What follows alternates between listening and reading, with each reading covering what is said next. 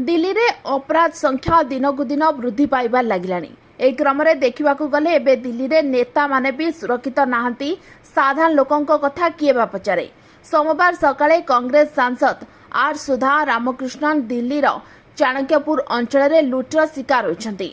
Luther शिकार होइतबा सांसद are सुधा रामकृष्णन तमिलनाडु बाहबन रे बास करंती। तमिलनाडुर मयिलाथुनथाई सांसद रामकृष्णन लुट शिकार हेबा परे गृहमंत्री अमित शाह को चिठी लिखि कहछन से मु तमिलनाडुर सांसद मु संसदीय बैठक रे नियमित भावे जोग देइथाय। आज पर्यंत मते सरकारी घरटिए मिली नाही, तेणु मु गत 1 वर्ष हेब तमिलनाडु भवन ले रहउछि। सोमवार सकाळे मु मोर साथी सांसद को सहित चाणक्यपुर अंचल रे प्रातः भ्रमण रे बाहरिथिली।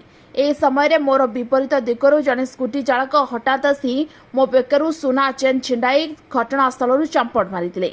से हेलमेट पिंधिथिबारु तांकर मुह नजर को आसी नथिला। ए घटना रे मो बेकरे आघात लागिछि। सांसद को एही अभियोग को केंद्र करी वरिष्ठ पुलिस अधिकारी कहछन्ती मामला रुजु करा जाय जांच आरंभ होई सारछि। सीसीटीवी फुटेज को जब्त करी चोर को काबू करबा पई तदंत चलिछि। खूब शीघ्र चोर धरा पड़िबो बोली आमे आशा रखिछु। चोर जनक स्थानीय अंचल होइथिबा सहित किछि दिन हेबा से रेकी करबा परे सांसद को बेकरु चेन लुटिबा पई साहस जुटाइथिबा संदेह करा जाउछि। Bureau report OT live. अधिक खबर देखिबा पे ओटी लाइव को सब्सक्राइब करंतु एवं ए खबर को अधिक रु अधिक शेयर करंतु।